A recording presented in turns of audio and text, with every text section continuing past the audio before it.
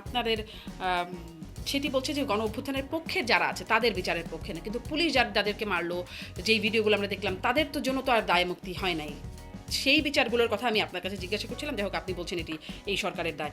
আপনাদেরকে নিষিদ্ধ ঘোষণা করেছে, মানে বাংলাদেশ ছাত্রলীগকে একটা নিষিদ্ধ সংগঠন হিসেবে ঘোষণা করেছে।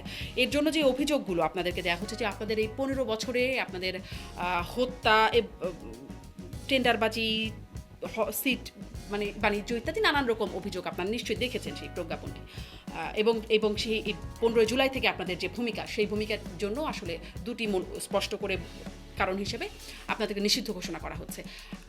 আসলে এই ঘোষণা মানে আপনাদের সাথে যখন সামনাসামনি কথা হতো তখন বারবার এই প্রশ্নটাই করতাম। বিভিন্ন সময় ছাত্রলীগের অপকর্মের কারণে ছাত্রলীগের নেতাকর্মীদের সাথে কথা বলতাম আমরা। এই বিষয়গুলো আসলে আপনারা কিভাবে অস্বীকার করেন আপনাদের অতীতের এই অপকর্ম?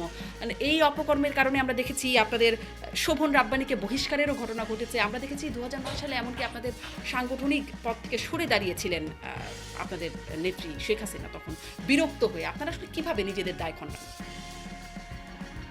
বাংলাদেশ ছাত্রলীগ বাংলাদেশের শিক্ষা প্রতিষ্ঠানগুলোতে বাংলাদেশের ছাত্র রাজনীতির যে ধারাবাহিকতা ছিল সেখান থেকে অবশ্যই বের হয়ে এসেছে এবং গত 15 বছরে ছাত্র রাজনীতিতে অনেক ইতিবাচক উপাদান তৈরি করেছে। বাংলাদেশের শিক্ষা প্রতিষ্ঠানগুলো সেশনজট মুক্ত হয়েছে, সন্ত্রাস মুক্ত হয়েছে। এটি সম্ভব হয়েছে এক ধরনের ইতিবাচক রাজনীতি এবং সরকারের আন্তরিকতার কারণে এটি সম্ভব হয়েছে। সাদ্দাম কিভাবে সন্ত্রাস মুক্ত হয়েছে? অবশ্যই আবরারকে অবশ্যই মারার মতো সন্ত্রাস মুক্ত। ঘটনা ঘটে যায়।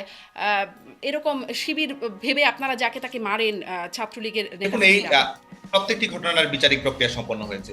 আবরারের হত্যাকাণ্ডের সঙ্গে যারা সম্পৃক্ত ছিল তারা সবাই আজকে কারাগারে এসেছে, রায় হয়েছে। বিশ্বজিৎ হত্যাকাণ্ডের সঙ্গে যারা সম্পৃক্ত ছিল তারা কারাগারে রয়েছে, তারা বিচারিক প্রক্রিয়ার আওতায় এসেছে।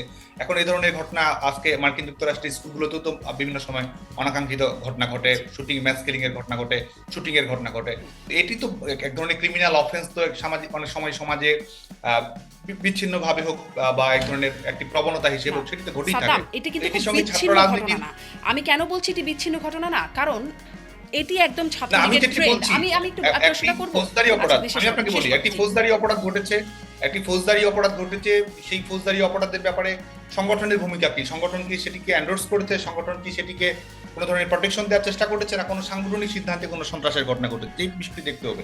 তো যে আপনি যে উদাহরণটি টেনে নিয়ে আপনি বলছেন এবং সেটির মাধ্যমে ছাত্র রাজনীতির বা ছাত্রলীগের সার্বিক একটি মানদণ্ড তৈরি করার চেষ্টা করছেন, তাহলে তো এই গোটা পৃথিবীতে যে ঘটনাগুলো ঘটে সেটির দায় তো কোনো না কোনো রাজনৈতিক দলকে কোনো না কোনো ভাবে গ্রহণ করতে হয়। এত মোটা দাগে হ্যাঁ সাদ্দাম, এত মোটা দাগে বলবার কি সুযোগ আছে? আপনি বলছেন এগুলো বিচ্ছিন্ন ঘটনা এবং প্রত্যেকটি ঘটনায় বিচারের আওতায় আনা হচ্ছে। হ্যাঁ, আমরা দেখেছি আসলে বিশ্বজিৎ হত্যাকাণ্ডের বিচারের মুখোমুখি হয়েছে, বা আবরার হত্যাকাণ্ডের সেটিকেও বিচারের মুখোমুখি করা হয়েছে, কিন্তু বিচ্ছিন্ন ঘটনা আমরা কিভাবে বলবো? কারণ আপনারা বলছেন আপনি কি সংগঠন হিসেবে, হ্যাঁ সংগঠন হিসেবে আমরা দেখেছি ছাত্রলীগ স্লোগান দেয়, একটা শিবির ধরো, ধৈরা জবাই করো, এটা ছাত্রলীগ স্লোগান দিয়েছে। এবং বিশ্বজিৎ হত্যাকাণ্ডের ঘটনা ঘটলো, তখনও শিবির সন্দেহে মারা হলো। আবরার হত্যাকাণ্ডের ঘটনা ঘটলো, তখনও শিবির সন্দেহে মারা হলো। এরকম ছাত্রলীগের নেতাকর্মীরা বিভিন্ন সময় যারা মারা যাচ্ছে তাদের খবরগুলো আসছে, বিচার হচ্ছে। এরকম অনেক খবর আমরা দেখতে পাই যে ছাত্রলীগের নেতাকর্মীরা শিবির সন্দেহে ছাত্রদেরকে পেটাচ্ছে। যারা ছাত্র আছে তাদের কাছ থেকেও এই ঘটনা আমরা শুনতে পাই। মানে এটা তো কোনো বিচ্ছিন্ন বিষয় না। শিবির মানে মারতে হবে, এরকম একটা দায়িত্ব তো আপনাদের মধ্যে কোনোভাবে অর্পিত হয়ে গেছিল কিনা? সেই দায়িত্ব আমরা কখনো গ্রহণ করিনি। সেটি তো আইন শৃঙ্খলা, কেউ কোনো ক্রিমিনাল অফেন্সের সঙ্গে সম্পৃক্ত হলে সেটা আইন শৃঙ্খলা রক্ষাকারী বাহিনী দেখার বিষয়, বিশ্ববিদ্যালয় প্রশাসন রয়েছে, তারা দেখবে। আপনি যে উদাহরণগুলো বলছেন এই ধরনের হত্যাকাণ্ডগুলো ঘটেছে, সেগুলো বিচারিক প্রক্রিয়ার আওতায় এসেছে। বাংলাদেশের ছাত্র রাজনীতির বাস্তবতা বাংলাদেশে কি ছিল সেই বিষয়টিও কিন্তু বিবেচনা করার প্রয়োজন রয়েছে। আজকে ছেলে মেয়েদের লেখাপড়া শেষ করতে 4 বছরের জায়গায় 8 বছর লাগতো। শিক্ষা প্রতিষ্ঠানগুলোতে যখন তখন অনির্দিষ্টকালে ছুটির ঘন্টা নেমে আসতো।